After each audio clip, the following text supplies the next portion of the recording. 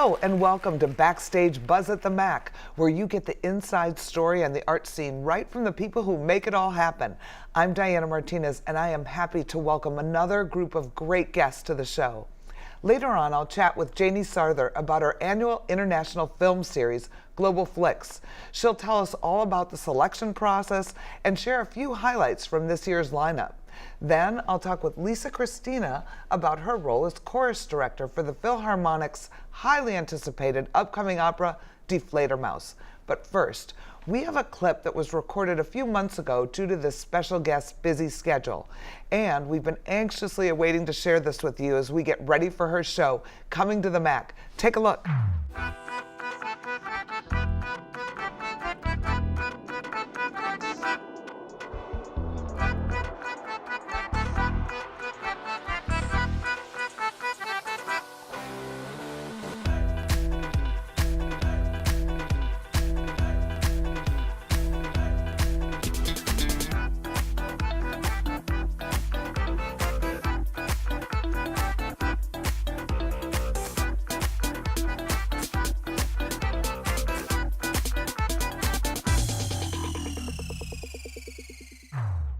You are in for such a treat. Heena Patel, who is the co-creator and the producer of Bollywood Boulevard, which is coming to the Mac in February, happened to be in Chicago. And we said, hey, we happen to be shooting. Will you come in and do a little talk with us? So we got to talk to Heena Patel about Bollywood Boulevard, the newest show that's out on the market that's coming to the Mac. So welcome to the show, Heena. Thank you for having me here. Thank you for coming. So Heena, let's talk about this. The show is very unique, right? There's nothing like this really out there right now. The way that we've presented it, no. You know, it's inspired by a lot of different things that do happen within the diaspora and performances that do happen in India. Bollywood and Bollywood movies are all musicals, right? Sure. Each movie has a soundtrack of 7 to 12 songs.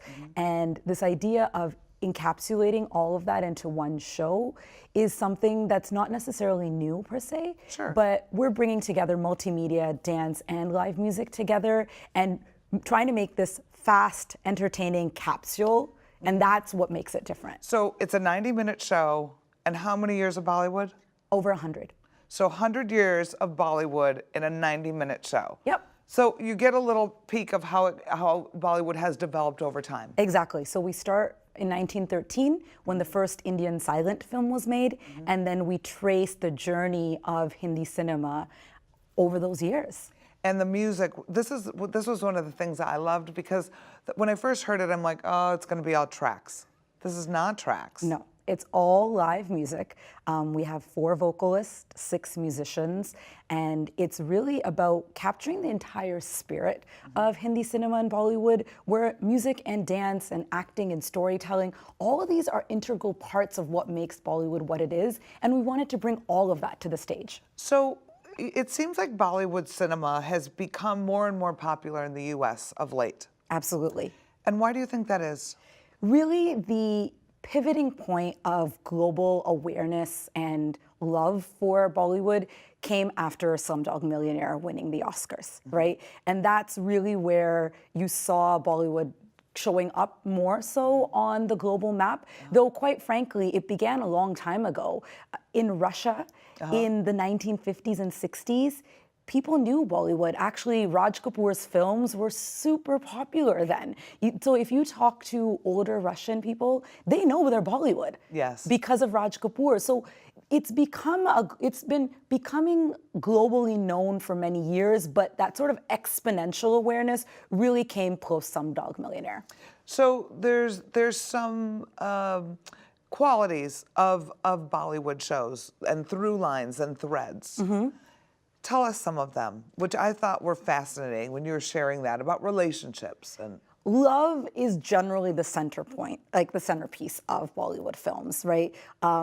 They largely are love stories. Like if, you know, in Hollywood, you have like action and comedy, and we have all of that, but you have to have a love story at the end of the day. And a wedding, right? And a wedding and celebrations, but then there's so much also about society and family. You know, Bollywood has gone, in terms of storytelling, has gone through these waves of what stories have been like. So you had a lot of melodrama at one point, and then you had modern storytelling coming in. Then you have your patriotic films and your action films. But like I said, at the end of the day, you can't have a Bollywood movie without some sort of love interest angle to it. Everybody loves a love story. Absolutely. So, Heena, I want to talk about you for a minute. I think it's really interesting that you are a female, that you are producing this show. This is your first show you've produced, and it's not like this is going to be your first time around when you come to Chicago. This show played at where? We premiered at Lincoln Center last year. How did you get to do your first show at Lincoln Center? Who does that? Well, you know, there's this saying that overnight success is not overnight success. Of course. It's 10 years in the making. Right. And that's really what this was. I've been dancing since I could walk. I've been a choreographer. I've run my own dance company. I've been a teacher. I've been a booking agent, an artist manager. My parents were really involved in the community in terms of presenting shows and facilitating community gatherings and celebrations. So all of those things really came together. I've been a musician as well, and all those things really came together. There was actually a moment when I was creating Bollywood Boulevard where I was like, oh my God, I've literally been preparing for this moment my entire life. That this show brought together all my disparate experiences as a South Asian, as a child of immigrants, as as a dancer, as a choreographer. All these things were coming together with this show. I am a believer that you do the work and you prepare so when that moment arrives, you are ready for it. And that's kind of what happened here, where a friend was speaking to a woman at Lincoln Center, Jill Sternheimer, and Jill had said, I have this vision of doing something that reflects the South Asian community in New York, New Jersey. And my friend had said, the woman that you need to speak to is Heena.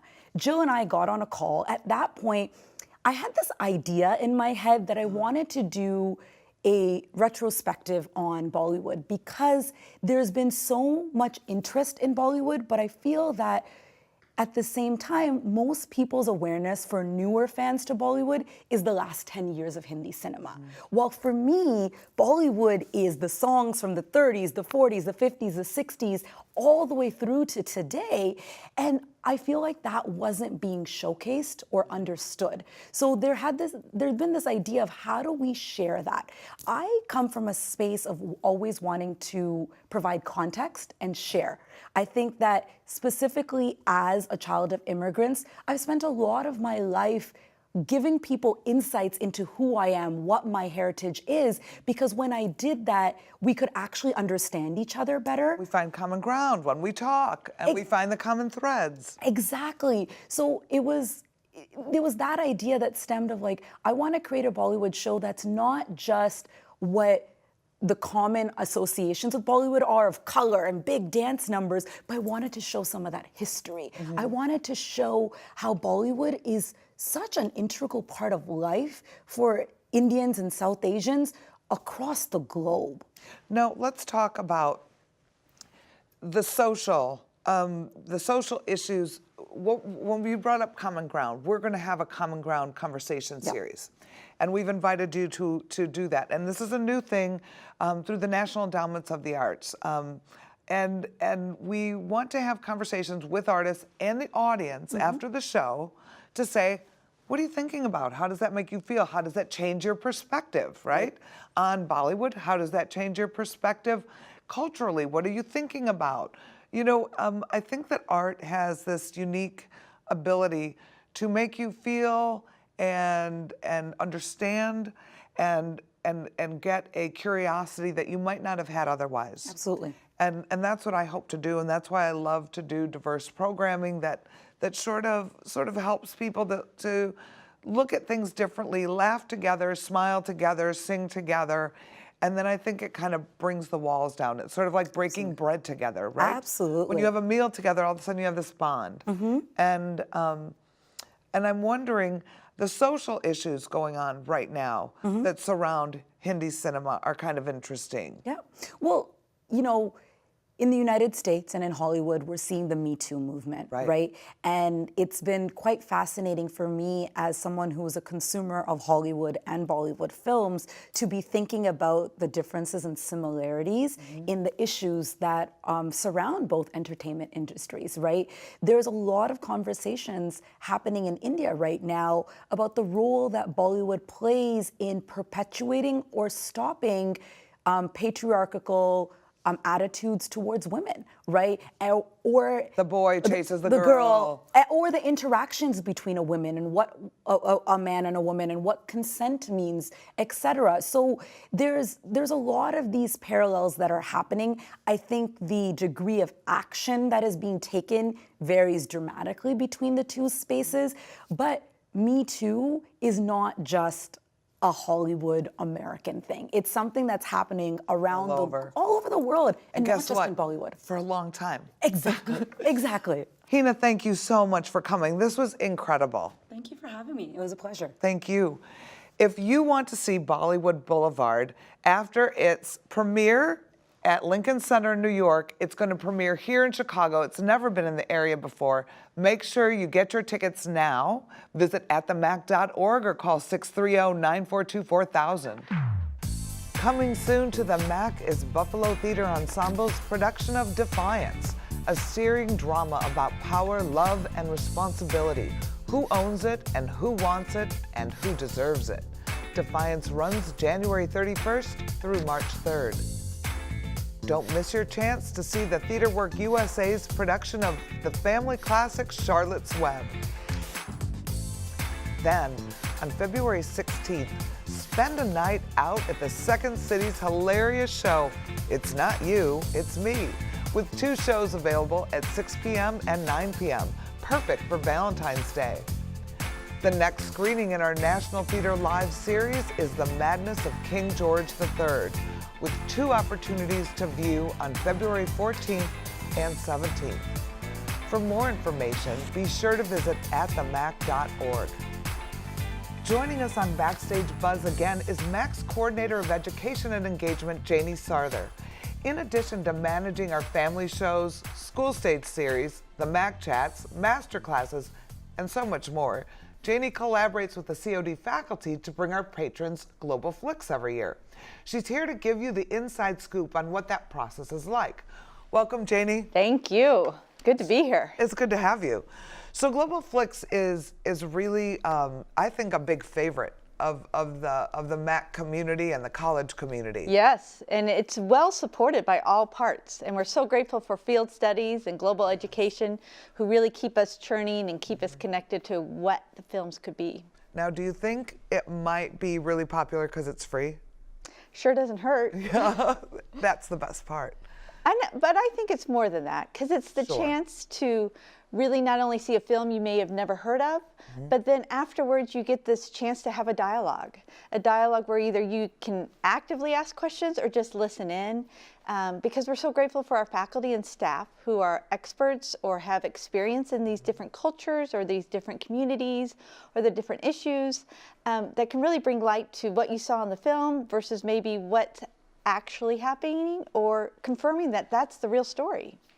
You know, what I love about it is exactly that, is the conversation that the audience not only has with the facilitator, but that they end up having with each other. Right. And it really is all that we are about at the MAC. We love bringing people together, share an experience, culturally learn something new, right. Through art or music or film or poetry or whatever it is, but to hopefully change somebody's perspective or teach somebody something new or look at something a different way.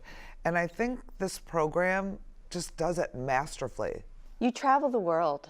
You really do. Right here in Glen Ellen, you get to see so many different things that are happening in our world, and you learn about the past, or you consider what could happen in the future if we continue down these roads. Each film really brings a different element to it that makes you go, wow. And they're not fluffy movies, but they're also not, I think, what I love about the series is when I read about them, like let's pick one, The Good Doctor. The African Doctor. The African Doctor. Yes. I loved that movie. And what I love about it, well, you can share about what you love about it first. Let me let you share what you love about it. I just couldn't believe it was a true story. The difference that something that happened in the 1980s, this isn't a long time ago, Right. I mean, this is my era, and child experienced his father trying to develop a new world in France, even though they're African. So for everybody who's watching, an African doctor gets transplanted in a rural French community, and they're like, how do you trust a doctor? how do you trust that doctor? And they give him the cold shoulder, and slowly, person by person, he builds his reputation, he builds a connection. And I think sometimes we forget that prejudice and racism is everywhere. Yes. It's everywhere. It's not just here. And you think like, oh, no, it's everywhere. And his family had it, and they had to overcome it, and the community had to overcome it. And what made them all overcome it were actions, and actions of the children. Not words, but your deeds. And it's a beautiful story. It is. It's a beautiful story. And I think really relatable.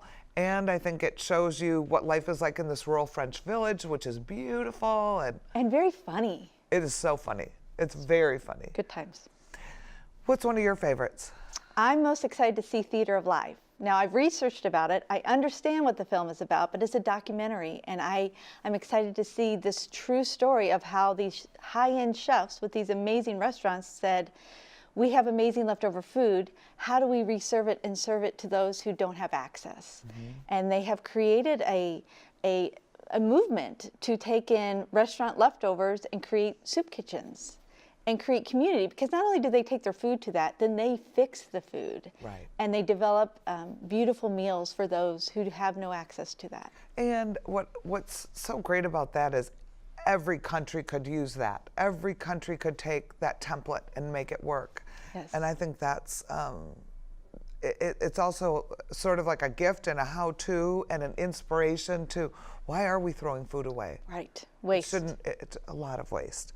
So these movies are shown twice on Wednesdays. 1:30 and 7:30. And it's mid-February to mid-March every year, about that time frame. The colder the weather, the better our attendance. Isn't it true? Because you want something to do. You need to get out. You need to get out of the house. And you come watch this wonderful movie, and then you have a conversation after, all free. And there's popcorn available if you want to buy popcorn Yes, and you want to yes. buy something to drink and snacks. Comfortable seat, great sound, perfect view. It's a good time. And Janey, if people want to know more about this, where would they go? The best place to go to our website, because you can watch a trailer of each film, so atthemac.org. Atthemac.org. And you also have a fabulous brochure. Yes. And in the brochure shows all the movies, and there's six different movies. Seven. We couldn't make a decision, so we added a 7. Oh, we added this. I'm sorry. Yes. So there's 7 this year. Yes. So bonus week. Thank you so much for coming on to tell us all about this great series. Thank you. Come to our Global Flick series on Wednesdays in February and March. All films have 2 show times at 1:30 and 7:30 p.m. and admission is free. For a schedule or for more information, visit atthemac.org. Don't forget to visit the Cleve Carney Art Gallery this winter. Running through January 26th is the annual Faculty Spotlight exhibition featuring the works of esteemed fine arts faculty of the College of DuPage. Then, starting on February 7th, is Gary Nolan's Base Materials with an opening reception and gallery talk planned for Saturday, February 9th. Finally, don't miss the next installment in the Visiting Artist series on Thursday, February 21st at 11 a.m., featuring Emily Lord. This lecture is free and open to the public. For more information, visit clevecarneygallery.org. I'm so pleased to welcome Lisa Kristina to the show, who is the choral director, accompanist, and vocal coach for New Philharmonic's production of Deflator Mouse. She's here to share about what it takes to prepare for an opera. Welcome, Lisa. Thank you. Thank you for coming. So you are doing for this opera, you're working with the chorus. Yes. And you're the accompanist. Yes. And anything else? Well, as the accompanist, I'm also the coach. So if any of the soloists want to work with me on something in particular, I will do that with them. I also keep an ear out for diction things, you know, to make sure things are understood. The director's watching for that too, but sometimes I can help them in a way that the stage director can't, because I'm also a singer.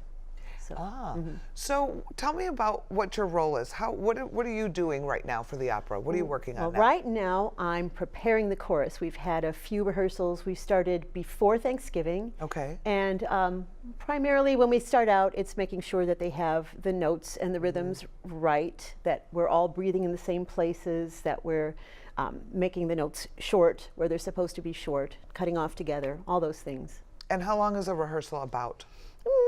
The first rehearsal was 2.5 hours, and then I realized that because this one's in English, unlike the last one, which was in Italian, it's much easier for them. So our rehearsals are 2 hours long with a break in there somewhere, yeah. And how many people are in this chorus? Well, we have a grand total of 12, but they can make a mighty sound with just 12 people. Well, and that's something to talk about, right? Because if you went to, there's some companies that have a huge chorus. You don't have a huge chorus, so you have to take that huge chorus and make a smaller chorus and make a huge sound. Right, but a smaller chorus can be a more agile chorus, like really precise with cutoffs and things like that. I mean, yes, of course, if you have lyric opera and you've got 60 people on stage, that's a different thing. But I remember a few years ago with the same stage director, Michael Latour, that we have now, people had seen Lyric Opera's production of Elixir of Love, and then they saw ours, and they really loved our chorus because the chorus was so involved and lively, and everybody was doing something interesting. So sometimes when you have a large chorus, a lot of them, because there's just no room to move, end up standing around singing, and it sounds glorious, but maybe not as interesting to watch. Absolutely. And what you said about being nimble, you can have more dynamics, you can really well, yeah, deep. It's more like, you know, if you think of it more like a chamber choir, everybody's really responsible, you know, really, you know, and really involved. And I think the chorus really steps up to that. They're sounding fantastic. So you've performed yourself. Yes. And tell us know what you've been in. You were in Phantom of the Opera here in Chicago. Yes, I was on the national tour, and then later in the Broadway company and in the company in Hamburg, Germany. How exciting. And what role was your role? Well, figures. I was what's called a swing, and if you don't know what that is, I do. I didn't know what it was when they offered me the job, but of course I said I'll take it, and then I had to find out. So you have to know everybody's part. Yes, so I covered 6 women in the ensemble, and so I had to know where they were, what costume they were wearing, if they had any lines, and also bonus, because I'm a trained musician, I learned all their different voice parts. Sure. And apparently, well, when I went to the New York company, that surprised people, because they were very surprised that if I was in for this person, I sang their part, and if I was in for that person, I sang their part. That's the role, right? Well, that's the job. That's how I looked at it. Absolutely, but that's the hardest part. Well, it was fun though, because I like a challenge. Yes. A good challenge. Yes. Did you go on a lot? Well, yeah. I mean, at first, not before. I think it's 6 months before vacations kick in. So up until then, it's just if somebody is sick, then you step in for them, or if one of the principals is sick, then the understudy steps in for them. I step into their part. And yeah, it was always fun. I bet it was fun. And I think that I think that when you're coaching somebody, when you're directing somebody, if you can step in their shoes, or you've been in their shoes, I think your perspective is far different than somebody who's never been on the stage. Right, absolutely. I mean, our stage director, Michael Latour, is a really fine actor. So he has that perspective, and then I have the singer's perspective. So I think we make a good team. Let's talk about your process with Michael. Do you spend time working with him before you go into rehearsal with the cast? We've had a few discussions about things, about some text questions and things like that. But no, we just work organically. He's seen me on stage, and we've worked together in a couple of different productions. So I really like that he really respects all the aspects of what I can do, you know, and I'm not just the pianist in the corner there. Right. No. So when you're rehearsing, is he at your rehearsals? Not at these choral rehearsals, no. Okay. No. My job in those choral rehearsals, and the chorus's job, is we want to be really prepared. We want to come in at the first sing through where everybody's there, including Michael, and of course Kirk will be conducting. That they are prepared, they have it memorized, and they're ready to put it on stage. Okay. So to take direction from Michael about where they stand, where they go, where they move. And they have all their music underneath them, which is awesome. Exactly. That's awesome. And then, and I think too, I used to direct. I think the difference is when somebody's nose is in a book, they're not paying attention. They're not connecting in a rehearsal. So when you have that all behind you, now you're ready to go. And I think that makes such a difference. Yeah, and that they'll feel better about that. There was a production a couple of years ago where they came in and, I don't know, there were no choral rehearsals ahead of time, and they knew their music, but they weren't where they weren't comfortable with just jumping right in with a direction. Talk to me about Deflator Mouse, how you feel about the show, and tell everybody a little bit about the plot. Okay, well, it's a really fun and frothy show. It's just actually centers on one giant practical joke. That's the whole show. And this is at least the third production I have done of it. I've done it at DePaul University, and I've played it for Lithuanian opera, Lithuanian, and so now here at College of DuPage with a new fill. But it is basically the main part of the show is the second act is a big party where everyone is masked, pretending to be someone else. And the whole point is to trick this man, Eisenstein, because a friend of his was abandoned outside in a bat costume after another party. And he's got this nickname, the Bat, which is Deflator Mouse. That's where the title of the opera comes from. And so this man has come up with this elaborate plot to make Eisenstein look bad in front of his wife and his friends. And it's really all in good fun. Nobody gets hurt. It's kind of like when somebody tells you it's a costume party and you're the only one who shows up in a costume and everybody else is not in a costume. Yeah, it's a little more elaborate than that. You'll just have to come and see. All right. Thank you so much for coming on the show. You're welcome. There are 2 chances to see Deflator Mouse. Get your tickets for Saturday, January 26th or Sunday, January 27th online at themac.org or over the phone by calling 630-942-4000 or in person at the box office. That's all the time we have for today. Thank you for watching. We look forward to seeing you at the theater and next time on Backstage Buzz.